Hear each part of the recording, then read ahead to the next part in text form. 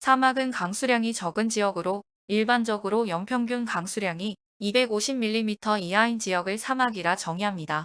사막은 가끔 비가 내린다고 하더라도 모래 속으로 스며들어 보이지 않거나 뜨거운 태양에 금방 증발해버리고 말아 살기에 적합하지 않은 곳입니다. 그런데 이런 극한의 환경에서도 특이한 형태로 진화해 적응하고 생존하는 동식물들은 있습니다.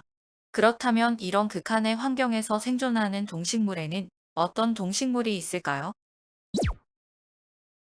소설 어린 왕자에도 등장하는 사막여우는 몸 길이가 약 40cm 정도로 세계에서 가장 작은 여우이지만 귀의 크기는 10cm 이상으로 몸 길이의 4분의 1이 넘는 정도의 큰 귀를 가지고 있는데, 이 큰 귀가 바로 사막여우가 사막에서 사는 생존 방법입니다.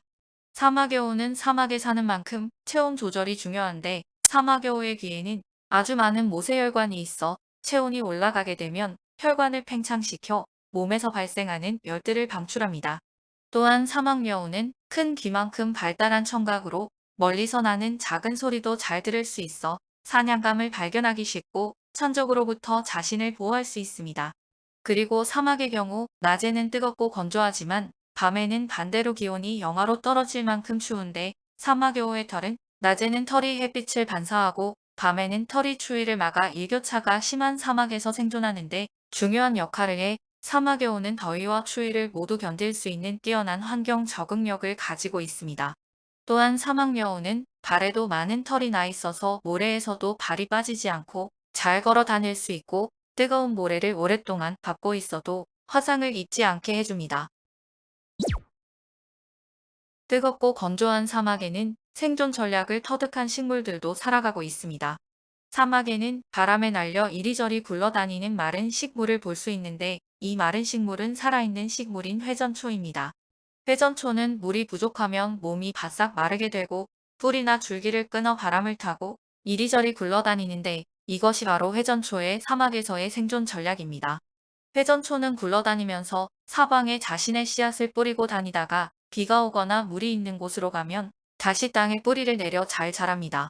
이처럼 회전초는 뜨겁고 건조한 사막에 적응하면서 진화하였습니다. 나미브 사막 풍뎅이는 아프리카 남서부의 나미브 사막에 서식하는 풍뎅이로 1년 내내 비가 거의 내리지 않는 이 건조한 사막에서 나미브 사막 풍뎅이는 생존에 필요한 물을 스스로 만들어내고 살아갑니다. 이 사막에는 한 달에 몇 번 정도 바람에 실려오는 안개가 생기는데, 이 풍뎅이는 밤이 되면 주변보다 더 서늘한 사막 모래 언덕으로 기어 올라가 해가 뜨기 직전 바람이 불어와 안개가 끼면 바람이 불어오는 쪽으로 물구나무를 서 등을 세웁니다.